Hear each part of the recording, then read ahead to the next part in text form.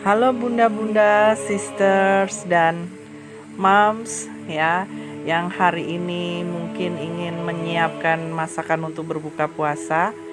Ini saya mempunyai resep yaitu selat Solo. Nah, di sini saya akan bikin 3 versi ya. Versi yang mahal, versi yang sedang, dan versi yang murah. Nah, selat Solo ini adalah makanan peranakan Jawa Belanda ya. Dari masakan aslinya adalah beef stick Belanda yang kemudian dikawinkan dengan budaya Jawa. Nah, ini saya menggunakan daging sebagai versi mahal, kemudian ada patty burger sebagai bahan yang menengah, dan yang versi murahnya itu adalah dengan menggunakan galantin.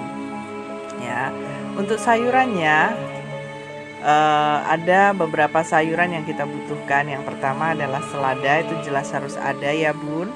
Kemudian ada buncis dan ada wortel. Sebetulnya masih harus menggunakan tomat dan timun ya, tetapi saya lupa menaruh di sana. Ya, makanya tadi ada bisik-bisik dari Mbak Nini, kurang timun dan tomatnya. Tidak apa-apa. Nah, sekarang sebagai langkah awal kita merebus-rebus dulu ini. Ini agak hemat minyak ya, bun, sis. Ini kita pakai rebusan kentang dan telur. Kita merebus kentang dan telur dulu. Nah, ini ada 2 hal yang harus diperhatikan ya. Kalau merebus kentang itu kalau mau cepat matang harus ditutup. Berbeda dengan telur. Kalau telur direbusnya nggak boleh ditutup. Nah, sembari kita menunggu rebusannya matang, kita iris-iris dulu nih sayurannya ya. Buncisnya, kemudian wortelnya, dan juga nanti seladanya ya. Nah, ini kita potong modelnya korek api gitu ya, kalau bahasa kerennya gaya Julian gitu kayaknya ya, kalau nggak salah ya. Nah, ini memanjang seperti ini, tapi juga jangan korek api kecil-kecil banget ya bun, harus yang rada gede sedikit biar krenyesnya terasa. Nah, lalu kita akan membuat kaldunya ya. Kita panaskan minyak, kemudian kita tumis bawang putih dan daun bawang ya. Kemudian ini yang versi mahal ya bunda, sister. Ini kita pakai daging ya. Nanti kita sedikit fry dagingnya, goreng sedikit, nggak usah sampai matang karena nanti masih akan kita rebus ya. Nah, sebagai bahan untuk kaldunya ya. Kita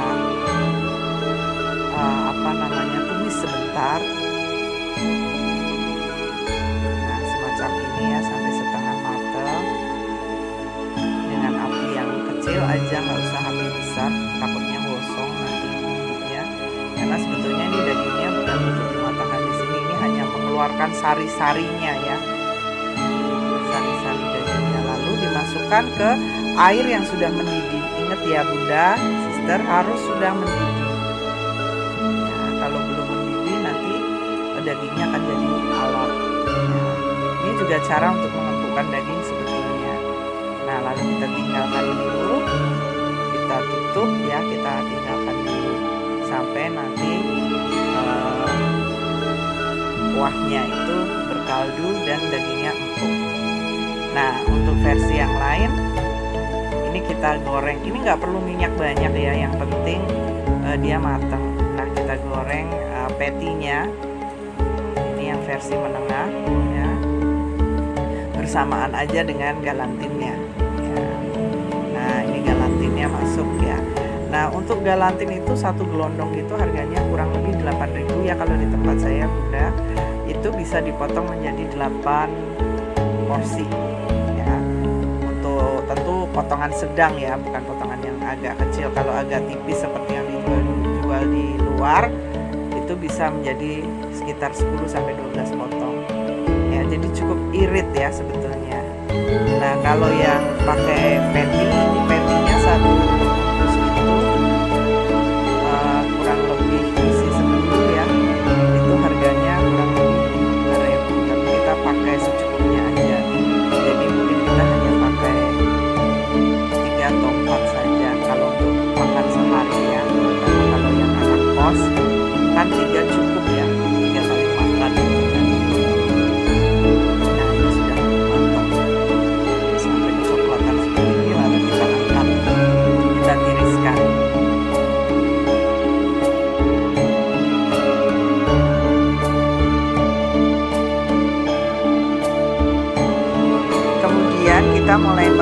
wortel yang sudah kita potong-potong tadi ya Bunda. Boleh juga kalau mau dikukus juga boleh ya. Cuman karena saya males ribet ambil kukusan, ya udah direbus aja yang gampang.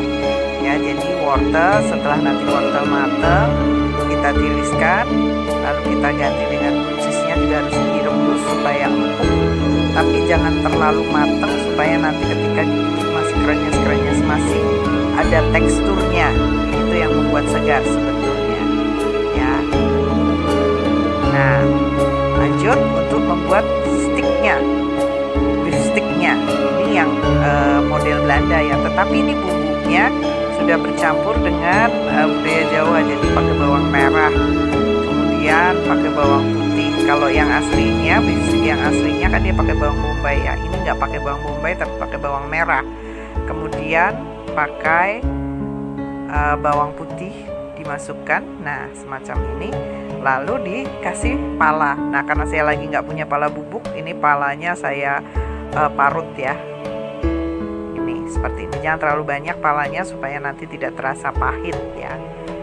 Nah setelah berbau harum, kita tuangi air kaldu yang tadi sudah matang ya, yang sudah kita siapkan dari rebusan daging tadi.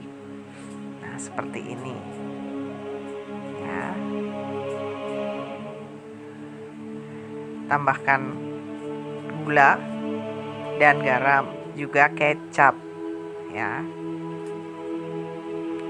Ini sesuai selera ya kecapnya. Kalau suka manis ya berarti kecapnya banyak, gulanya juga banyak gitu ya. Tetapi kalau lebih suka yang gurih berarti gulanya dikurangi ya. Jadi ini sesuai selera aja.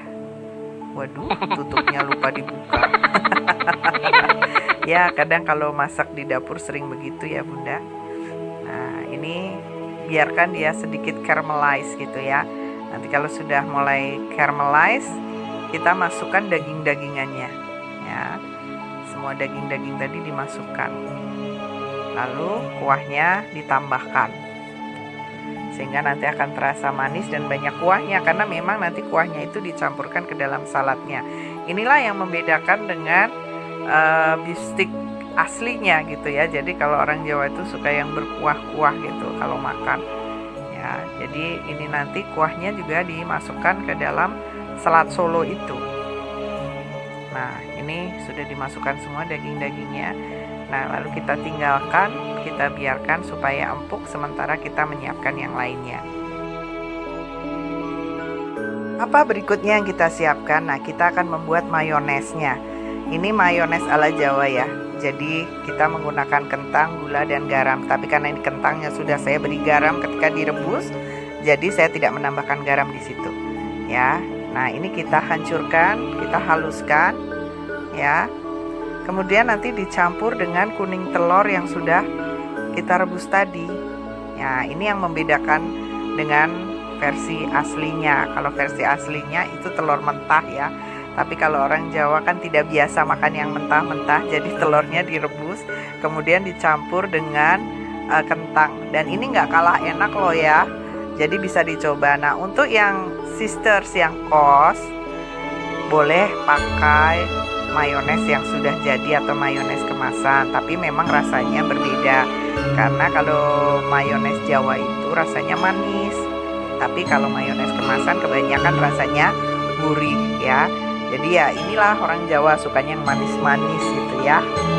Nah setelah halus nanti kita pindahkan ke mangkok, lalu kita tambahkan cuka dan air, cuka makan ya. Nah untuk acidity-nya sesuai selera ya Bun.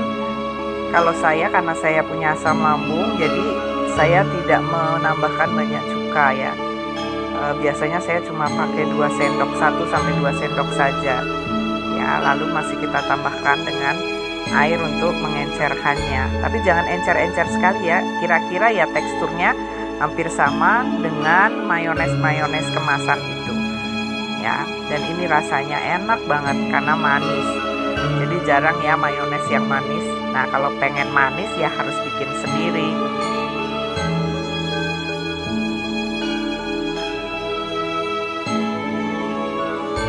setelah cek rasa ternyata kurang asin ya, jadi saya menambahkan garam sedikit lagi, tapi jangan banyak-banyak, nanti darah tinggi ya. Nah, inilah penampakannya setelah semuanya matang dan siap. Jadi ini bisa disajikan ketika buka puasa atau di hari-hari yang spesial. Mengingat ribetnya cara membuatnya ya. Jadi di keluarga saya sendiri makanan ini hanya muncul di hari-hari besar ya. Nah, nanti ini ditata ya. Jadi selada, kemudian kentang, wortel, buncis, tomat, dan ketimun ya, itu ditata di dalam piring, lalu nanti disiram dengan kuah dagingnya dan di atasnya diberi mayones. Nah, ini pakai irisan bawang merah juga ya, itu menambah kesegaran. Nah, jadi seperti inilah selat Solo itu dibuat. Nah, ini racikannya kurang lebih seperti ini. Ini versi mahal ya Bunda, Sisters. Ini karena pakai daging ya, daging sekilo ya, kita tahulah harganya berapa. Jadi kalau untuk yang kos saya tidak menyarankan, tetapi bisa dengan yang menengah dan yang murah dengan menggunakan patty. Dan ini nggak ribet juga, nggak harus merebus lama karena tinggal goreng aja, dan menggunakan galantin. Untuk yang galantin ini murah banget loh sis ya. Jadi bisa menjadi 8 porsi.